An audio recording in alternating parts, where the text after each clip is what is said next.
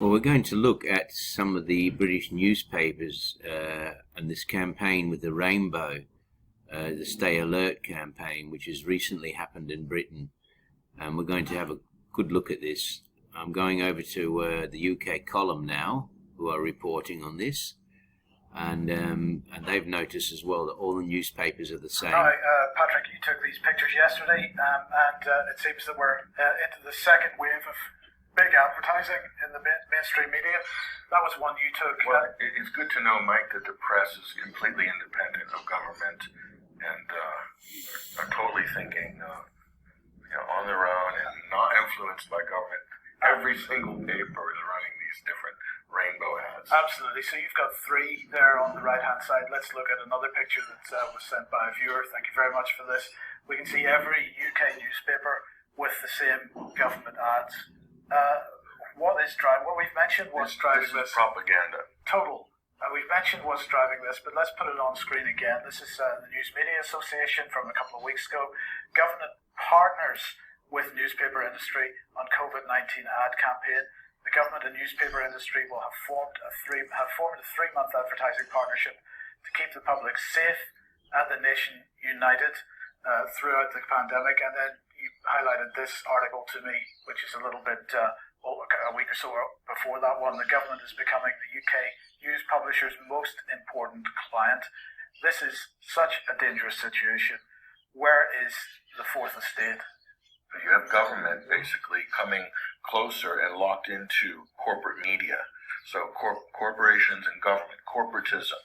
This is what Benito Mussolini called another word for fascism. Okay, so this is a really disturbing trend.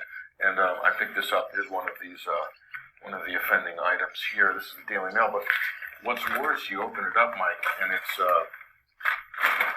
a PPE horror show. You see a woman in a kind of a bin bag with a perspex visor on, and she's delivering your mail. So, and we're seeing these types of propaganda pieces. Basically, this is what the newsstands become a propaganda point of sale in every newsagent, in every supermarket. It's where the government is using the newsstand, even though newspaper sales are down, they're not profitable. But they're using the newsstands as a point of sale for propaganda, just to broadcast messaging, basically. Absolutely. So why the rainbow? Why have they chosen a rainbow on the front page to do with the virus? I thought the rainbow was a sign for gay pride. What's the rainbow got to do with viruses? Nobody seems to ask that. It's gay pride, isn't it? Let's take our gay flags and go on a gay pride march. That's what the rainbow was for, wasn't it? I mean, they've chosen that as their symbol. It's quite clear, it symbolizes gay power. So why on earth does it suddenly signify stay alert? What's it got to do with the coronavirus? It seemed puzzling until, thinking about it. It's a symbol that's used for something else, apparently. And who's behind the symbolism of the rainbow with the gay pride? Well, that's quite easy, really. We know that George Soros has funded the transgender movement and the gay pride movement and diversity and multiculturalism. And I thought the different colours were meant to signify the diversity, and the money behind the transgender movement is George Soros, as even the Washington Times acknowledges that. I mean, that's no secret that he's funded all these NGOs to do with multiculturalism and diversity and immigration and transgender, you name it. Anything that splits society up and atomizes it, George Soros is behind it, because he's a philanthropist who wants the good for all of us. In fact, we're told that the next century is a Jewish century, because George Soros says it's get ready for the Juniversal Jew. But nobody knows that it's about Noahidism. Noahidism. Have a look here. Chabad Lubavitch. Chabad Lubavitch, it says there. Chabad Lubavitch. And they use the symbol of the rainbow. So, so it's not about diversity. It's about the Noahide campaign. There you go, the Noahide campaign. So on the one side, it signifies diversity, And on the other side, it's being used by the Chabad organization for the Noahide campaign. So it's both one and the other. It's both diversity and transgender, and on the other side, it's the Noahide campaign. So these are two opposite extremes. Now, this is very interesting, because if you go to the Breaking News Israel website, it tells you that the coronavirus is the start of the Messianic era, right? So they've linked this coronavirus with the Messianic era, and that's why. And the Messianic era is linked with the Noahide laws, and that's why all the newspapers have got, the English newspapers have got a rainbow on the front. We're going to talk about this a bit more in 1 minute. Just hang on.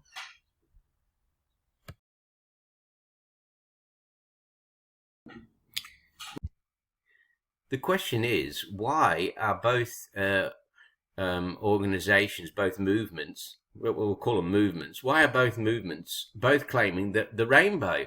Because on the one side, you've got George Soros, who is Jewish, let me remind you, and he's promoting the multiculturalism and all that stuff, and transgender and all the other items on his agenda, using the rainbow. And then on the other side, you've got the Chabad organization, which is really pushing to get these Noahide laws in. These Noahide laws, which are the opposite, because they don't agree with, gay pride and all the other stuff.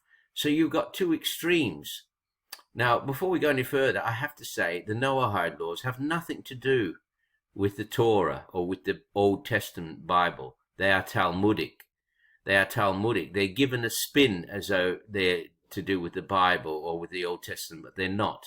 They're Talmudic. And I suggest you look at Adam Green's video, which I'm going to include a link on this page because it's on BitChute. I suggest you look at his video on Noahide laws and pay attention. Very important video. So we've got two extremes. We've got here on the one side, we've got the transgender, multicultural, immigration, gay movement with the rainbow symbol, and on the other side, we've got the Jewish Noahide laws, Chabad, which are trying to push these laws into as a law, a general law for Gentiles. They want, and they are very powerful and they're very influential. They've already had it signed into the Education Day in America, and they're pushing to have this as the law adopted by the UN for all countries, for all Gentiles. This Noahide law. So we've got gays here on one side, and we've got the other side, both Jewish, both using the symbol of the rainbow, but extremes, one end of the rainbow, other end of the rainbow. What do you see here? I see the Hegelian dialectic. This is the Hegelian dialectic. You create a problem and you create a solution. The problem they've created, so on the one side you have Jews who've created a problem, which is the diversity, transgender, blah, blah, blah, the atomizing and fracturing of society. This is the big problem. Then on the other side, you create the solution, which is again a rainbow solution, because it's the Noahide laws. Oh, we'll bring all nations together under one law, and they can all come and serve in the temple that we will build, and we will administer that law from Jerusalem, and Gentiles can be second-class citizens in our new theocracy that we are going to create. You think this is fantasy, don't you? You think this is all conspiracy, but it's there in your face, and they're doing it in your face. And they are so powerful that they can have the newspapers, the Anglo-Zionists, they're so powerful they can have the newspapers in Britain start and launch a propaganda campaign with rainbows on the front page. And most people are completely oblivious, completely unaware, completely asleep. They don't know what's happening until they walk right into it, because these Noahide laws are, like I say, they're not biblical laws, they're Talmudic laws. And they consider anyone who worships or a Christian who worships Christ to be an idolater. And you know what happens? with idolaters under this Noahide laws, they get their heads chopped off. A bit like Saudi Arabia. So here we go. Here we go. That's the agenda. Now, one thing that was remarked on by Patrick Henningsing and the others on the UK column was very interesting.